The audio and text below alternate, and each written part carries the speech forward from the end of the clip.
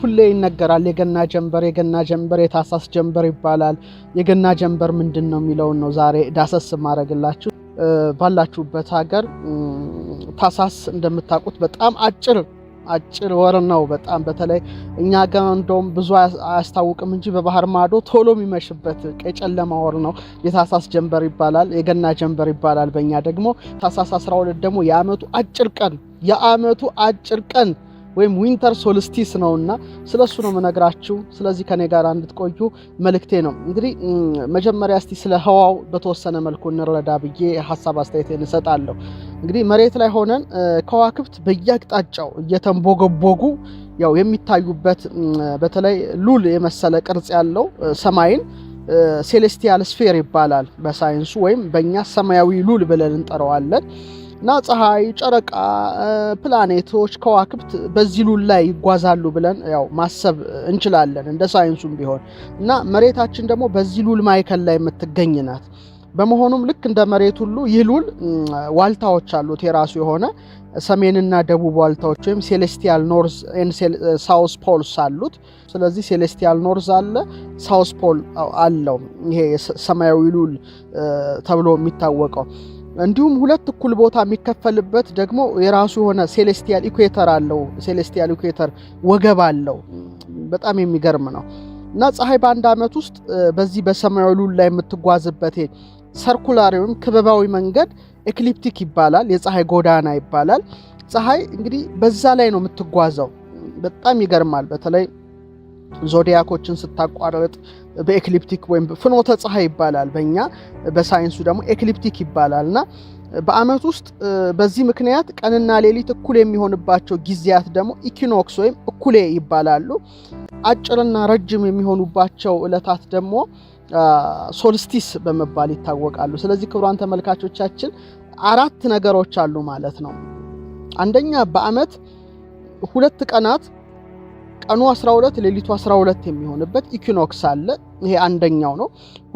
ሶስተኛው ደግሞ የአመቱ አጭር ቀን ዊንተር ሶልስቲስ፣ የአመቱ ረጅም ቀን ሰመር ሶልስቲስ ነው። ስለዚህ በአመት ውስጥ 4 በጣም ልዩ ነገሮች፣ ብዙ ነገር የሚከናወንባቸው 4 ምስጢሮች አሉ። እነዚህን ካወቃችሁ ብዙ ነገር መረዳት እንደምትችሉ ሙሉ እምነት አለ። እስቲ በመጀመሪያ ስለ ኢኪኖክስ ወይም ቀኑም ሌሊቱም እኩል 12 ስለሚሆንባቸው ቀናት ነግራቸዋለሁ። የመጀመሪያው እንግዲህ የመጸው እኩሌ የምንለው ነው። እንደ ኢትዮጵያ አቆጣጠር ይሄ የሚሆነው መስከረም 12 ነው። ብቻ መስከረም ላይ ነው የሚውለው። አንዳንዴ ደግሞ በምዕራቡ ሴፕቴምበር 20 ሊሆን ይችላል፣ 21ም ይሆናል። አንዳንዴ 22 የሚሆንበት አጋጣሚ አለና ልክ በዚህ ዕለት ፀሐይ ልክ የምድር ወገብ ላይ ሆና ቀኑም ሌሊቱም እኩል ይተካከላልና ኦተመናል ኦር ፎል ኢኩኖክስ ይባላል። በእኛ ደግሞ ሪና መዓልት ሪና ሌሊት ዘመጸው፣ የቀኑም የሌሊቱም መተካከል በምን በመጸው ወቅት ይሄ መስከረም 12 ነውና ቀኑ 12 ይሆናል፣ ሌሊቱ 12 ይሆናል። ለዚህ ነው አዲሱ ዓመታችን መስከረም ከሆነበት ከብዙ ምክንያቶች መካከል አንደኛው ፀሐይ ልክ የምድር ወገብ ላይ ሆና ቀኑም ሌሊቱም እኩል 12 የሚሆንበት ወር በመሆኑ ይሄን ወር አስመርጦታል ማለት ነው። ይሄ በኢትዮጵያ ብቻ አይደለም፣ በመላው ዓለም ነው። ይሄ በተለይ መስከረም 12 ወይም ሴፕቴምበር 20፣ 21፣ 22 አልፎ የሚከሰተው ቀኑም 12 ሌሊቱም 12 በሰሜን ንፍቀ ክበብ በደቡብ ንፍቀ ክበብ የሚሆንበት እጅግ አስገራሚ ዕለት ነው እና በዚህ ዕለት እንግዲህ ፀሐይ ያው ቅድም የነገርኳችሁን ይሄን የሰማያዊውን ሉል ወገብ አቋርጣ ወደ ደቡብ አቅጣጫ የምትሄድበት ጊዜ ነው። በሰሜናዊ ንፍቀ ክበብ ደግሞ እኛን በመሳሰለው ደግሞ መጸው የሚጀምርበት ወር ነው ማለት ነው። እኛ እስከ መስከረም 25 26 ድረስ ይሄዳል።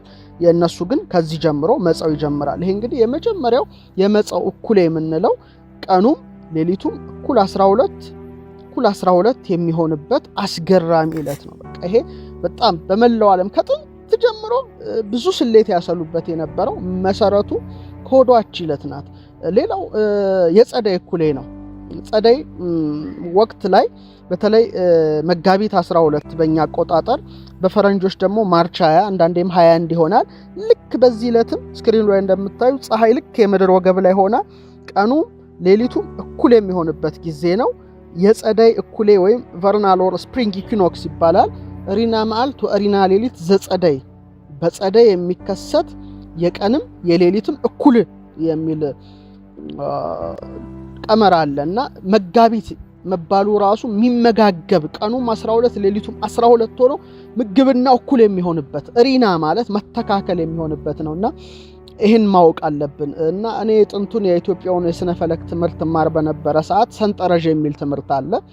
በሰንጠረዥ ትምህርታችን ላይ የመስከረምና የመጋቢት ሰንጠረዥ እኩል ነው የሚሰራው። ቀኑ 12 ሌሊቱ 12 ሆኖ ማለት ነው። ምክንያቱም ፀሐይ ምድር ወገብ ላይ ሆና በሁሉም ንፍቀ ክበብ ቀኑ 12 ሌሊቱ 12 ይሆናል ማለት ነው። ስለዚህ ይሄ ሰንጠረዥ የሚባል ራሱን የቻለ እጅግ አስገራሚ ትምህርት አለና ክብር ለቀደምት ኢትዮጵያውያን አባቶቻችን ለማለት እወዳለሁ ይሄን ዕውቀት ለሰጡ።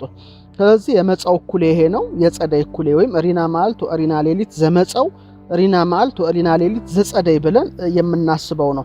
ስለዚህ በጸደይ እኩሌ ፀሐይ የሰማያዊ ሉል ወገብ አቋርጣ ወደ ሰሜን አቅጣጫ የምትሄድበት ጊዜ ነው። በተለይ ደግሞ ለሰሜናዊ ንፍቀ ክበብ ጸደይ የሚጀምርበት ጊዜ ነው። በዚህ ጊዜ እንግዲህ ፀሐይ ልክ በምስራቅ በትክክለኛ አቅጣጫ ላይ ወጣ በምዕራብ ትክክለኛ አቅጣጫ ላይ ነው የምትጠልቀው። ስለዚህ በምድር ወገብ በየትኛውም ወቅት የሰዓተ መዓልቱ ጊዜ አብዛኛውን ጊዜ ሊለያይ ትንሽ ይችላል እንጂ 12 ሰዓት ነው በአማካይ ማለት እንችላለን። ከመጋቢት እኩሌ ከማርች ኢኩኖክስ እስከ መስከረም እኩሌ ወይም ሴፕቴምበር ኢኩኖክስ ፀሐይ በ23.5 ዲግሪ በሰሜን ምስራቅ በኩል በመውጣት በ23.5 ዲግሪ በሰሜን ምዕራብ በኩል እንደምትጠልቅ ሁላችንም በአይን የምናየው ነገር ነው። ከመስከረም እኩሌ እስከ መጋቢት እኩሌ ያው ፀሐይ በ23.5 ዲግሪ በደቡብ ምስራቅ ደግሞ በደቡብ ምስራቅ በኩል ተወጣና በ23.5 ዲግሪ በደቡብ ምዕራብ በኩል ትጠልቃለች። በመጋቢትና በመስከረም ግን የመዓልቱም ርዝመት 12 የሌሊቱም ርዝመት 12 ነው። ይሄ መታወቅ አለበት። ማንም ሰው ማወቅ የሚገባው እውነት ነው። ለዚህ ነው የኢትዮጵያ ፊደል ይሄን ቀመር ነው የያዘው። ምክንያቱም ፊደላችን ወደ ታች 26 የግዕዙን ማለት ነው፣ ወደ ጎን 7 26 ሲባዛ 7 182 ነው። ልክ በ182 ቀን ነው አንዴ ነው ፀሐይ ምድር ወገብ ላይ ሆና ቀኑ 12 ሌሊቱ 12 የሚሆንበት የማርች ኢኩኖክስ የመጋቢት እኩሌና የሴፕቴምበር ኢኩኖክስ የመስከረም እኩሌ ወይም የመጻው እኩሌ የጸደይ እኩሌ ብለን የምንናገረው የሚሆንባቸው ምስጢራት በኢትዮጵያ ፊደል ላይ ተካተዋል። ልክ በ182 ሲደመር 182 ለ164 ነው። ስለዚህ ልክ በ182 ቀን አንዴ ምድር ወገብ ላይ ተሆና ቀኑም 12 ሌሊቱም 12 ይሆናል መስከረም ላይ። እንደገና ደግሞ መጋቢት ላይ ቀኑ 12 በ182 ቀኑ 12 ሌሊቱ 12 ይሆናል የጸደይ እኩሌ ይሆናል። ስለዚህ ፊደላችን ብዛቱ ራሱ 182 ነው። 182 ነው።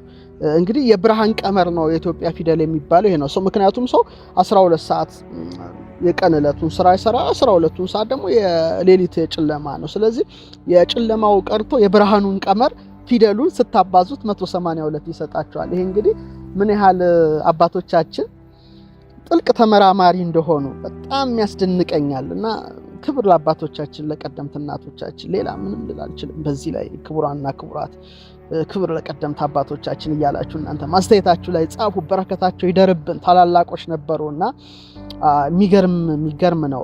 በመሰረታዊ ነገሩ ፊደል በጣም ረቂቅ ምስጢር አለው። እንደምታውቁት ወደ ጎን 7 ነው እና 7ቱን ብሩሃን ደማቅ አካላት ይወክላል። እነዚህም ሁለቱ ፀሐይና ጨረቃ ወይም ሸምሽና ቀመር ይባላሉ። ሌሎቹ ግን ፕላኔቶች ናቸው። ሜርኩሪ፣ ቬኑስ፣ ማርስ፣ ጁፒተር፣ ሳተርንን ይወክላሉ። ለምሳሌ ሀ ፀሐይን ይወክላል፣ ሸምሻን ይወክላል። ሁ ደግሞ ጨረቃን ይወክላል። ሂ ደግሞ ማርስን ይወክላል። ሐራብ የምንለው ደግሞ ሜርኩሪን ይወክላል።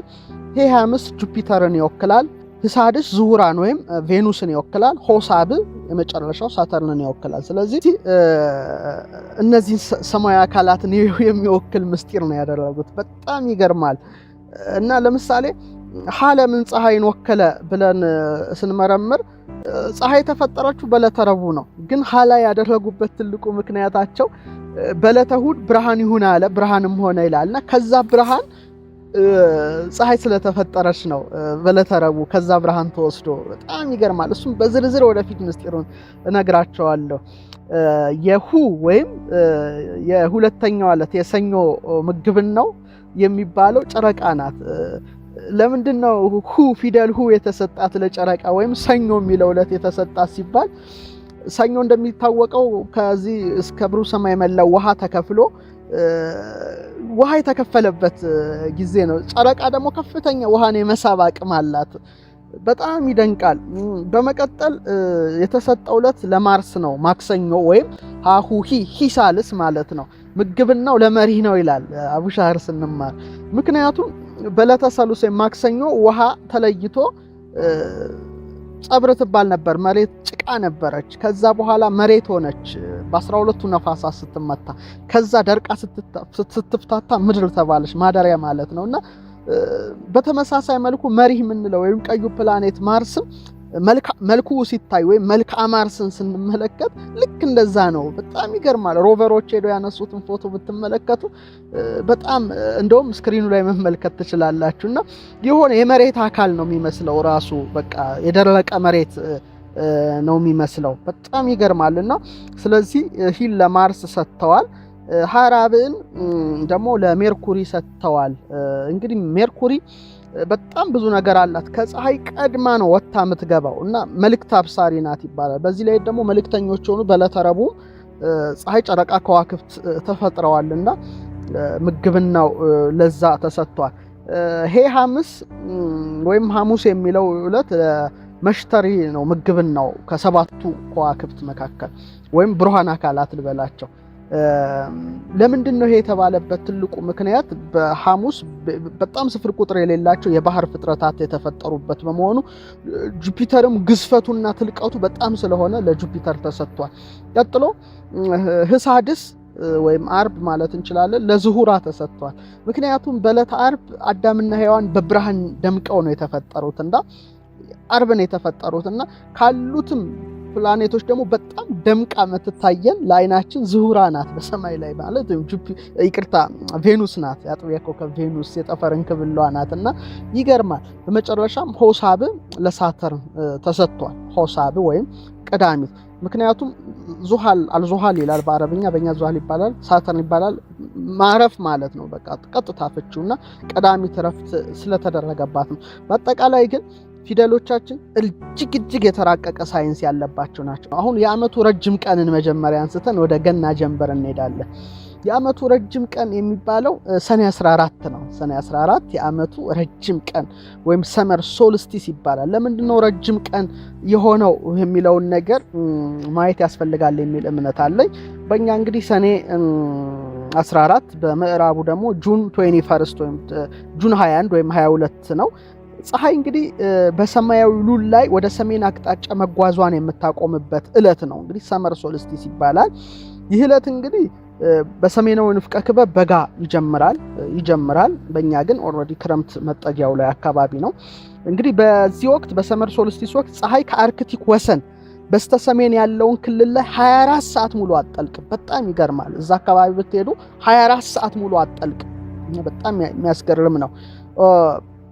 ከአንታርክቲክ መስመር ጀምሮ ደግሞ በስተደቡብ አቅጣጫ ብትሄዱ 24 ሰዓት ሙሉ ጨለማ ነው። ይህ ወቅት እንግዲህ ሰሜን ንፍቀ ክበብ ላይ ቀኑ ይረዝማል።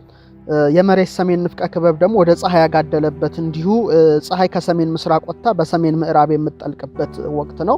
ስለዚህ ሰኔ 14 ረጅሙ ቀን ተብሎ ይታወቃልና የሰኔ ጀንበር ከተባለ በጣም ረጅም ነው ማለት ነው። ሰኔ 14 ደግሞ በተለየ መልኩ ረዘም ይላል። አሁን ወደ ገና ጀንበር እንምጣ ክቡራን ተመልካቾቻችን። ታኅሳስ 12 ላይ እንገኛለን። ታኅሳስ 12 የዓመቱ አጭር ቀን ይገርም ማለት ነው። ታኅሳስ 12 የዓመቱ አጭር ቀን እስቲ እንዴት እንደሆነ እንመልከት። እንግዲህ በሌላው ዓለም ዲሴምበር 21 ወይም አንዳንዴ 22 23 የሚሆንበት አጋጣሚ አለ እና ፀሐይ በፍኖተ ፀሐይ ወይም በፀሐይ ጎዳና ወይም በኤክሊፕቲክ መስመር በሰማያዊው ሉል ላይ ወደ ደቡብ አቅጣጫ መጓዛን የምታቆምበት ዕለት ነው። ዊንተር ሶልስቲስ ይባላል። ይህ ዕለት እንግዲህ በሰሜናዊ ንፍቀ ክበብ ክረምት ይጀምራል። በጣም ጭጋግ በረዶ ያለበት ነው፣ በተለይ በአውሮፓው። በተጨማሪ ወቅት የሰሜናዊ ንፍቀ ክበብ ሌሊቱ ይረዝማል፣ የቀኑ ርዝማኔ ደግሞ ከ12 ሰዓት በታች የሚሆንበት ጊዜ ነው። ለዚህ ነው ፈረንጆቹ አብዛኛውን ጊዜ ሰዓት ወደ ማስተካከል ይሄዳሉ፣ ምክንያቱም በጣም ለማመጣጠን ሲሉ። እኛ ግን ብዙም ችግር የለብንም፣ ምክንያቱም ምድር ወገብ አካባቢ ስለሆነን ብዙ ልዩነቱ ስለማይታይ።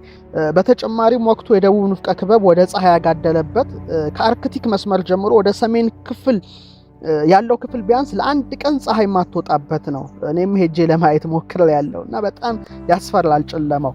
እንዲሁም ፀሐይ በደቡብ ምስራቅ ወጥታ በደቡብ ምዕራብ የምትጠልቅበት ወቅት ነውና የገና ጀንበር ይባላል። በጣም አጭር ነው ማለት ነው። በቃ ቶሎ ይመሻል። እኛ ጋር እንደውም ልዩነቱ ብዙ አይታይም። በሌላው ዓለም ግን በተለይ በሰሜን ንፍቀ ክበብ የተጠጋው ወደ አውሮፓ ብትሄዱ በቃ ኦልሞስት 9 ሰዓት አካባቢ ጨልሟል በኢትዮጵያ አቆጣጠር። እኛ ትንሽ እስከ 12 ምናምን ጉዳይ ድረስ ፈቅላል። ያ ግን 9 ሰዓት ድቅድቅ ያለ ጨለማ ነውና በጣም ይገርማል። ይሄን ሄጄም ለማየት ለማረጋገጥ ችያለሁ። እንግዲህ የገና ጀንበር ስናይ ፀሐይ ስንት ሰዓት ትወጣለች፣ የሰኔን ጀንበር ፀሐይ ስንት ሰዓት ትወጣለች፣ ስንት ሰዓት ትጠልቃለች የሚለውን ለማየት ታኅሳስ 12 በኢትዮጵያ ማለት ነው። በኢትዮጵያ ፀሐይ 12 ሰዓት ከ35 በፈረንጆቹ 6 ከ35 ማለት ነው። በእኛ ግን 12 ሰዓት ከ35 ደቂቃ ላይ ፀሐይ በምስራቅ አድማስ መውጣት ትጀምራለች። ልክ 12 ከ11 ላይ ትጠልቃለች። 12 ከ11 ላይ ትጠልቃለች። 12 ከ35 ላይ ትወጣለች። የፀሐይ መውጣት 12 ከ35፣ የፀሐይ መጥለቅ ደግሞ 12 ሰዓት ከ11 ላይ ይሆናል ማለት ነው። ወደ ሰኔ ስትመጡ ግን በጣም ይገርማል። 12 ሰዓት ከ7 ላይ ነው የምትወጣው። ልክ ሰኔ 14 እንግዲህ በሰላም ያደርሰን። 12 ሰዓት ከ7 ላይ ነው የምትወጣው። አሁን ግን የወጣችው 12 ሰዓት ከ35 ማለት ለአንድ 25 ጉዳይ ነው ፀሐይን ያየናት። በዛ ደግሞ ሰኔ 14 ስትሄዱ ግን 12 ሰዓት ከ10 ላይ ፀሐይ መውጣት ትጀምራለች። ልዩነቱ የምትጠልቀው ደግሞ 12 ከ46 10 ጉዳይ ለአንድ አካባቢ ነው ሰኔ 14 የምትጠልቀው። ስለዚህ ልዩነቱን ቢያንስ የሰኔ ጀንበርና የታኅሳስ ጀንበር ማየት ትችላላችሁ። በጣም ከማረሳቸውና ከመወዳቸው ትምህርቶች መካከል ሊቀ ሊቃውንት አቡሻህር ሲያስተምሩኝ ሰንጠረዥ ላይ የታኅሳስ ለባሕቲቱ ሰኔ ለባሕቲቱ ተብለን ተምረናል። የታኅሳስ ሰንጠረዥ ለብቻው ነው የሚሰራው፣ የሰኔ ሰንጠረዥም ለብቻው ነው የሚሰራው። ይሄ በጣም ይገርመኛል። ታኅሳስ ለብቻው ሰንጠረዡ ይሰራል፣ ሰኔም ለብቻው ይሰራል። ምክንያቱም የታኅሳስ ጀንበር አጭር ነው፣ የሰኔ ጀንበር ረጅም ስለሆነ። ይሄም ከማረሳቸው ትምህርቶቼ ናቸው። ግን የሚገርመኝ በአመቱ አጭር ቀንና በአመቱ ረጅም ቀን ትልቅ ነገሮች ላለፉት አመታት ተካሂደዋል። በጣም ሳስባቸው ይገርመኛል። የመጀመሪያው ታስታውሱ እንደሆነ 2012 ሰኔ 14 የአመቱ ረጅም ቀን በተባለው ሰመር ሶልስቲስ በሆነበት ዕለት ቀለበታማ የፀሐይ ግርዶሽ አኑላር ሶላር ኤክሊፕስ ነበረ። ትዝ ይላችኋል። ላሊበላ ቆይታዬ እጅግ የሚገርም ጊዜ ነበረ። እሳታማ ቀለበት ፀሐይ ሰርታ ሪንግ ኦፍ ፋየር እሳታማ ቀለበቷን በሰማይ ላይ ያየንበት እጅግ አስገራሚ ዕለት ነውና የማያ ካሌንደርም ያበቃለት ቀን ነው። በቃ 2012 ላይ ተጠናቀቀ የማያ ካሌንደርና ዘ ቢጊኒንግ ኦፍ ዘ ኒው ኢራ የአዲስ ዘመን ጅማሮ ያን እንግዲህ በስፋት በዩቲዩብ ላይ ሰርተነዋል። ወደ ኋላ መለስ ብላችሁ ተመልከቱትና አዲስ ዘመን የተጀመረበት ነው። እንግዲህ ለምሳሌ በቱቦ ውስጥ የሚያልፍ ሰው ከአንዱ ቱቦ ወደ አንዱ ቱቦ ወይም ከአንዱ ቦታ ወደ አንዱ ቦታ እንደ ፖርታል ሲያልፍ በጣም ብዙ ይጋጋጣል፣ ብዙ ልፋት አለው እዛ እስኪወጣ ድረስና ከዛ በኋላ ዓለማችን በጣም በኮቪዱም በኢኮኖሚውም በጦርነቱም በፖለቲካው መዋዠቅ የጀመረችበት ነው። ከዛ በኋላ ያለውን ክስተት ብዙዎቻችሁ እንደምታስተውሉት ሙሉ እምነት አለኝ እና የዓመቱ በጣም ረጅም ቀን ሆኖ አለፈ። በዚህ ስንደነቅ ደግሞ 2013 ዊንተር ሶልስቲስ የዓመቱ አጭር ቀን ላይ ጁፒተርና ሳተርን በ0.1 ዲግሪ ተቀራርበው በዚህ ደረጃ እንደዚህ ተቀራርበው በጣም የታዩበት ጊዜ በጣም ሩቅ ነው። እና በጣም ከመጠጋጋቸው የተነሳ በመካከላቸው ያለው ርቀት 6 ወደ አርክ ሚኒት ወይም 0.1 ዲግሪ ነበረ። ይኸውም የጨረቃን ዲያሜትር 1/5 በሆነ ልዩነት ርቀት ሁለቱ ፕላኔቶች በአይፒ ስናይል በእይታ በስነ ፈለኩ ሳይንስ ነው ያቀረብኩት። ሁለቱ ፕላኔቶች ተጠጋግተው ነው። ይሄ እንግዲህ የሆነው በ1623 ከተከሰተው ግጥጥሞች በኋላ እንግዲህ ጁፒተርና ሳተርን በዚህ ደረጃ የተቀራረቡበት ነበረ። ከዚህ በኋላ እንግዲህ ሁለቱ ፕላኔቶች ግጥጥሞች ወይም ጽምረታቸው እንደ ጎርጎሮሳዊ ዘመን ቀመር በ2040 ነው። ቀጥሎ የጁፒተርና የሳተርን ኮንጀንክሽን በ2060 በየ20 ዓመቱ ነው። ከዛ መጋቢት ሚያዝያ 2060 ላይ ነው። መጋቢት 2080 ላይ እንዲሁም መስከረም 2100 ወይም 2100 ላይ ነው የሚከሰቱትና በጣም የሚገርም ነው። በጣም እንግዲህ እኔ ያስታውሳለሁ የቀጥታ ስርጭት ነበረን ታኅሳስ 12 2013 እና የደም እንግዲህ በጣም ክርር ያለ ፀሐይ ነበር በዋዜማው በማግስቱ። በለቱ ግን የነበረው አየር ውጥውጥ ብሎ ደመናው ፀሐዩ በቃ በጣም የሚገርም ነገር ነበረ። በተፈጥሮ ላይ ራሱ ያየነውና የቀጥታ ስርጭት ባላገሩ ላይ አድርገን ነበረ። እጅግ የሚገርም ነው። በአመቱ ረጅም ቀንና በአመቱ አጭር ቀን የተከናወኑት ነገሮች እኔ በቃ በህይወት ዘመኔ ለራሳቸው ማልችላቸው ነው። እንግዲህ ታኅሳስ 12 ያሁኑ አመት ደግሞ የአመቱ አጭር ቀን ላይ እንገኛለን እና ዊንተር ሶልስቲስ ብዙ በዓለም ዙሪያ ያለውን ነገር ትንሽ ለውጥ የሚያደርጉ ናቸው እነዚህ ሰማያዊ አካላት። ስለዚህ እንድትከታተሉ በዚሁ አጋጣሚ ሐሳብ አስተያየቴን እሰጣለሁ። እንግዲህ የገና ጀንበር ራሱ ምንድነው የሚለውን ብቻ ነግሬያችሁ መርሃ ግብሬን አበቃለሁ። ያው ገና ታኅሳስ 29 ልናከብር ነው። በመሰረታዊ ነገሩ ጀንበር ራሱ ምንድነው የሚለውን ነገር ልፍታላችሁ ይመስለኛል። ፀሐይ ብዙ ስም አላት እንደምታውቁት። ፀሐይ እንላታለን አንድ ኦሪያሬስ ትባላለች። በጣም የሚገርም ይሄ ሄኖክ ያላት ስም ቶማስስ ትባላለች። ጀንበር ትባላለች። ሸምሽ ትባላለች። እንግዲህ በጣም በስነ ፈለክ ትምህርታችን ውስጥ በስፋት የምንዳሰሰው ነው። ጀንበር ስንል ግን እጅግ ደስ ይለኛል። ጀንበር ብዬ ስጠራ ጀም ሳይሆን ጀን ነው። በተለምዶ ጀንበር ይባላል፣ ግን ጀንበር ነው የሚባለው። እንግዲህ ጃን የሚለው ጀነ ወይም ገነ የሚል የግዕዝ ቃል ይወጣል። ትርጉሙ ታላቅ ገናና ንጉስ የሚለውን ፍቺ ይሰጣል። ለምሳሌ ጃንሆይ እንላለን አይደለ ንጉሱን፣ እና ይሄም ደግሞ ገናና ማለት ነው። ጃን የሚለው ገነ ገናና ታላቅ የሚል ንጉስ የሚል ፍቺ ይሰጣል። በር የሚለው ቃል ደግሞ በርህ ማለት ብርሃን ማለት ነው በግዕዝ ቋንቋ። ጀንበር ማለት እንግዲህ ጀን ታላቅ ገናና ብያቸዋለሁ። በር ማለት ደግሞ ብርሃን ማለት ነው። ታላቅ ገናና ብርሃን ወይም ፀሐይ ማለት ነውና ታላቅ ብርሃን ገናና ብርሃን ያላት በመሆኗ እንግዲህ ጀንበር ትባላለች። እና ጀንበር ስንል በጣም እጅግ የሚገርም ድሮ ጀንበር የሚባሉ ብዙ ስሞች ነበሩ። አሁን ግን አብዛኛውን ጊዜ እንደዚህ አይነት ስሞችን አናገኝም እንጂ እጅግ የሚገርምና ገናና ታላቅ ብርሃን የሚል ፍቺ ይሰጣል። ሌላው ቅድም እንዳልኳችሁ ለምሳሌ ጃንሆይ ስንል ንጉሶይ ማለታችን ነው። ስለዚህ ጃን የሚለው ቃል ንጉስ የሚለውን ቃል ይወክላል ማለት ነው። በር ማለት ደግሞ ያው መውጫ መግቢያ በር እንደማለት ነው። እንግዲህ ጀንበሯ ፊቴ ላይ አንጸባርቃለች፣ እኔም እያየኋት ነው። በር ማለት እንግዲህ መውጫ መግቢያ ማለት ነው። ስለዚህ ጀንበር ማለት ሰማያዊው ንጉስ እግዚአብሔር በአራተኛው ዕለት ለዓለም የከፈተው የብርሃን በር ይሉታል አለቃ ደስታ። እንዴት አይነት ፍቺ ነው! በጣም የሚገርም ነውና ጀንበር በረጃን የሚሉት ሊቃውንት አሉ እና ይገርማል። ጃን ማለት ጃንሆይ ንጉስ ማለት ነው። በር ማለት መውጫ መግቢያ ማለት ነው።